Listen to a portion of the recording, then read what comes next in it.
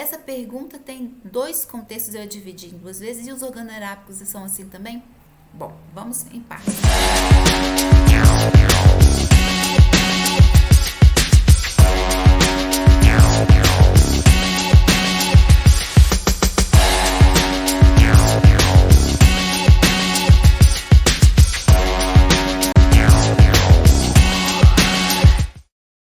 Bom, vamos lá para a próxima pergunta. Aprendi num curso que 6CH é para crônicos, 30 para agudos e 2L para hipersensíveis. É isso? Bom, essa pergunta tem dois contextos, eu dividi em duas vezes, e os organoterápicos são assim também? Bom, vamos em partes. Essa pergunta é da Cileuza. Vamos lá. Bom, primeira coisa, os organoterápicos, quando eles foram produzidos, são de um...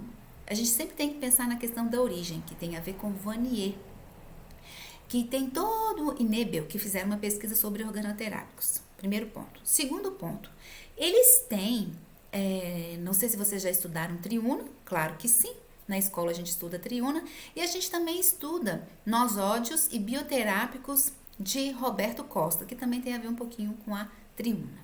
Quando a gente fala de organoterápico, esses estudos preconizam que potências baixas estimulam o órgão, potências médias, elas equilibram, e potências altas frenam o órgão. Tá, mas o que é a potência baixa, média e alta para os organoterápicos? Quando a gente fala para estimular um órgão, a gente está falando de 4, 5, 6 potências baixas. Para a gente equilibrar, 7, 8. E para frenar o órgão, acima da 9. Lembrando que os hormônios, eles funcionam um pouco diferentes. 12CH é um ponto de equilíbrio para os hormônios. Quando eu estou falando de hormônio, por exemplo, eu falo de um insulino, por exemplo, de uma glândula que produz hormônio da tireoide. O tiroidino, a gente pode falar também um pouco do pancreatino, que é um órgão, mas que dali está o conjunto dele, aí está inserido o hormônio. Então, 12CH, a gente fala que é um equilíbrio e funciona muito bem. Só que, quando a gente está falando, não está falando de organoterápicos, a gente vai falar agora de casos agudos e crônicos, a gente tem que entender o que é o conceito de um medicamento, o que é uma patologia, o que é um caso, vamos dizer assim, caso, né? Um caso agudo, um caso crônico. E existe ainda a agudização de caso crônico. Vamos definir para poder entender potência. Quando a gente fala de caso agudo, é um caso que você foi exposto a alguma substância, a alguma situação que o seu corpo fez uma manifestação e, ó, hello, aqui, ó, não funcionou não, tomei dodói.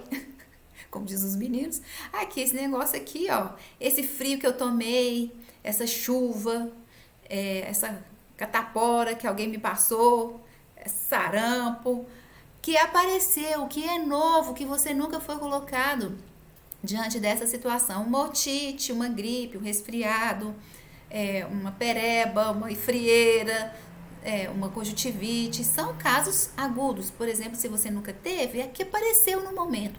Então, a gente diz que são casos novos, coisas que você não teve. Então, potências baixas respondem, porque potência tem a ver com a regularidade e aparecimento dos adoecimentos, das desarmonias.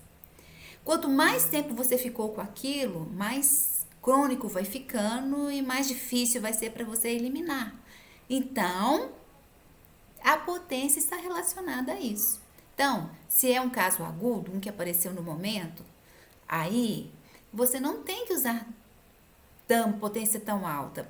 6, 9, são potências que vão responder bem com repetição de dose com mais frequência para você sair daquele caso agudo.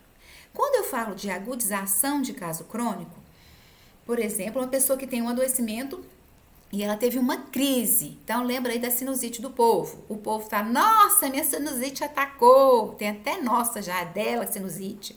Atacou, quer dizer que você está com um processo. Tem muito tempo que você tem a sinusite e teve uma crise. Então, agudização de caso crônico. Olha que bacana.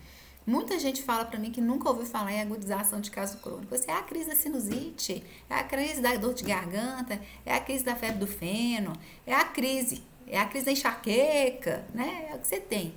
E crônico é aquilo que vai ser repetindo. Então, você tem uma enxaqueca de 10 anos, você tem uma sinusite de 25, você tem bronquite de repetição, a gente fala bronquite asmática, você tem dor de garganta de repetição. Isso são crônicos, porque tem muito tempo que você tem. Nesse caso, você precisa de uma potência mais alta, porque já ficou crônico o caso. E suprimiu de muitas formas, com antibiótico, com corticoide, com várias coisas, várias coisas, né? Vamos dizer assim. Então, quando você for medir potência, você tem que ver a profundidade, lógico, levando em consideração o terreno ou doente, né? E se é novo, mais ou menos, ou se é muito antigo. A gente fala que passou de 6 meses já é crônico, gente. A pessoa tá tendo aquilo, passou de 6 meses já é crônico. Então, percebam o que é agudo e o que é crônico. Quando é agudização de caso crônico, a gente já viu que a manifestação do crônico, a gente usa a mesma potência para o crônico, tá bom? Isso na minha prática e que funciona bem. Quando a gente fala de 2LM, é para hipersensível. Quem que é uma LM? Bom, primeira coisa que nós temos que pensar a respeito de LM é LM, ela é uma forma de tratar que você não fique com tanto agravamento. É a obra-prima de Hahnemann. Então, a gente fala que é para hipersensível? Sim, são para os hipersensíveis. Mas eu vou falar uma coisa para vocês. Tem hipersensível que está lotado de desarmonia e não responde a uma LM. Por quê? Porque o corpo dela ficou completamente intoxicado. A gente chama isso de um obstáculo para a cura. Quando a gente fala de um obstáculo para a cura, você tem que limpar esse corpo para ele receber uma LM, porque ele não vai responder. Nem para hipersensível. Quando a gente fala hipersensível, pessoa que responde rápido, mas pode ser um terreno altamente intoxicado, repleto de toxinas e ele não vai conseguir responder isso na velocidade que ele aparenta. Por exemplo, uma pessoa que toma medicamento para estômago, toma medicamento para dor, toma medicamento para cólica, toma medicamento para coceira, toma medicamento para tudo. O corpo dela já está tão intoxicado que a gente tem que dar uma liberada para ele poder receber uma homeopatia. Porque qualquer coisa que você faz ali, ele vai responder de um jeito que às vezes você nem vai. Assim, meu Deus, você respondeu assim? Como assim? Como desse jeito? Mais ou menos assim. Ok, Sileus, um beijo. Um beijo pro pessoal lá de Curitiba. Um beijo enorme pro pessoal de BH. Um beijo, pessoal de Porto Alegre. Um beijo para você de São Paulo, do Rio de Janeiro. Um beijo aí para você também de Salvador e de Recife. Eu recebi uma pergunta do pessoal lá do Nordeste, Fortaleza. Um beijo, vamos lá, vamos para outra